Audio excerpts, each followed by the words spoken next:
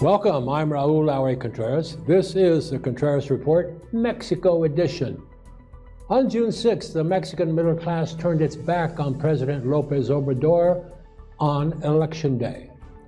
But many Americans ask, what is Mexico's middle class?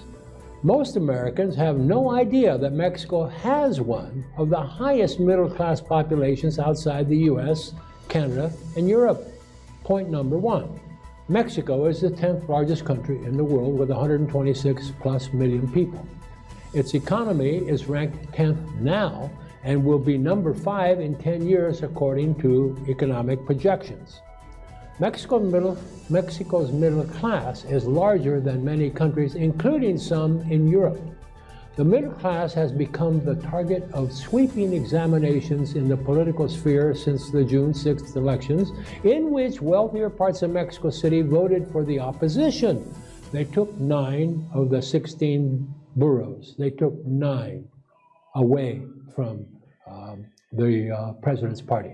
But who exactly belongs to the social-economic middle class grouping in Mexico? The National Statistics Institute, the Mexican is INEGI, has conducted a study to define the middle class. Despite the notorious difficulty of categorizing populations into class brackets, they've done it, quantifying the middle class in Mexico. An exploratory exercise highlights that 42.2% of Mexican households can be categorized, quote unquote, as middle class, which house 39.2% of the population. In urban areas, the middle class resides in a majority of households at 50.1%, which covers 47% of the population. In contrast, only 28.1% of households and 26% of the population is middle class in the rural areas by definition. The upper class is a minute portion of society, accounting for only 1.7% of the population nationally and 2.5% of households. Some characteristics were found by INEGI to be indicative of a middle-class family. According to the study, a middle-class household is likely to have a computer and a married couple in a 4-person family. The head of the household is likely to have a high school education or better, be a property owner or mortgage payer, and work in the private sector. In terms of spending, a middle-class credit card is used for expenses of 1,660 pesos, around US dollars, 84 US dollars per month, and food and drink bought outside the home is likely to cost the household about 4,380 pesos per quarter. Another study by the Organization for Economic Cooperation and Development, the OECD, suggested that the middle class is becoming an increasingly exclusive social bracket. Under pressure, the reduction of the middle class published in 2019 showed that young people are ever less likely to join it. After the June 6th elections, the socioeconomic segment became a target of criticism by President Lopez Obrador, who branded it, quote, aspirational and selfish, unquote, and prepared to, quote, succeed at all costs, unquote. He also said a manipulated middle class was what allowed Adolf Hitler's fascism to grow in Germany, and supported the dictatorship of Augusto Pinochet in Chile. With reports from Milenio, there are reports that were in the Milenio newspaper that I used for this presentation. Now, the middle class traditionally was represented by the Partido Revolucionario Institucional, the PRI. In fact, there was a segment of the party, the Confederación Nacional, something or another. It was the middle class. And all of the presidential candidates of the PRI, after Lázaro Cárdenas left office in 1940, all of them were from this particular sector, the middle class. Now, the middle class today that exists is generally in the Partido Acción Nacional, the PAN party. It's a center-right party, and that's where most middle-class people reside in the U.S. and in Mexico. the PRI still represents some. And there is where the PRI is now having a problem, because there is actual violence and fighting between groups in the PRI. They've gone so far down from the level in which they ruled Mexico for 70 years until 2000, when Vicente Fox threw him out of office. And that was followed up by Felipe Calderon, both of them from the PAN party. The PRI went back into office in 2012, but they were totally shut out in the election of 2018. And can they recover in time for the next presidential election in 3 years? We don't know. But a protest outside the Institutional Revolutionary Party headquarters turned violent the other day. There were divisions within the PRI after its rout in the 2018 elections, and the most recent vote did nothing to soothe angry members.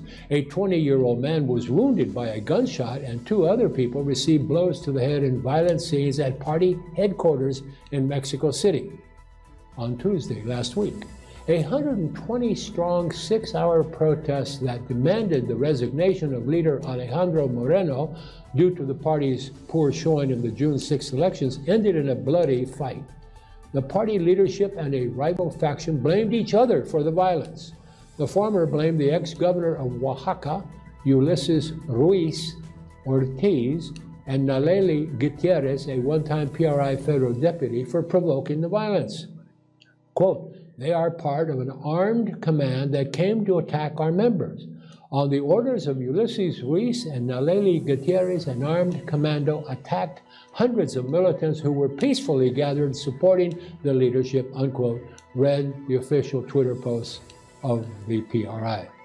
Moreno continued his criticism on his personal Twitter account. Quote, "They, the bad guys, represent everything the PRI does not want.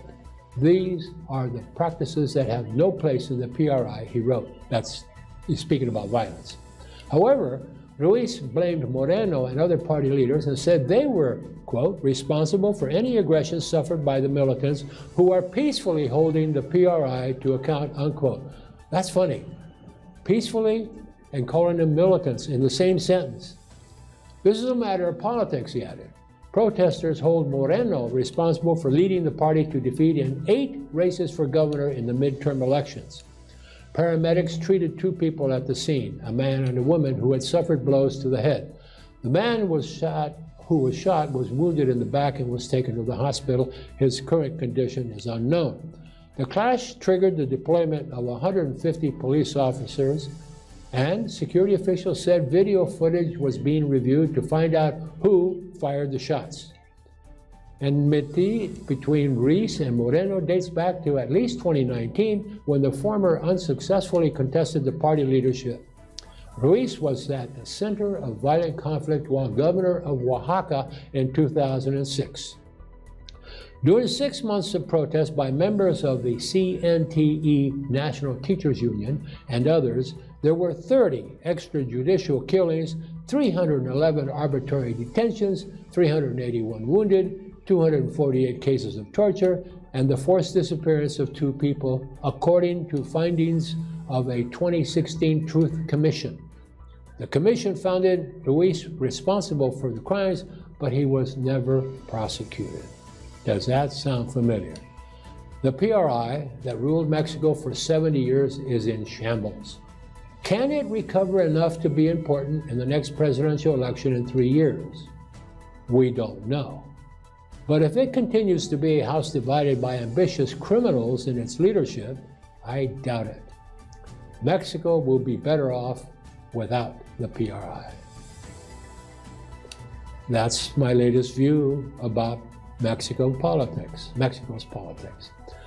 I want you to subscribe so that we can notify you. You will be notified whenever we post a new edition of the Contreras Report.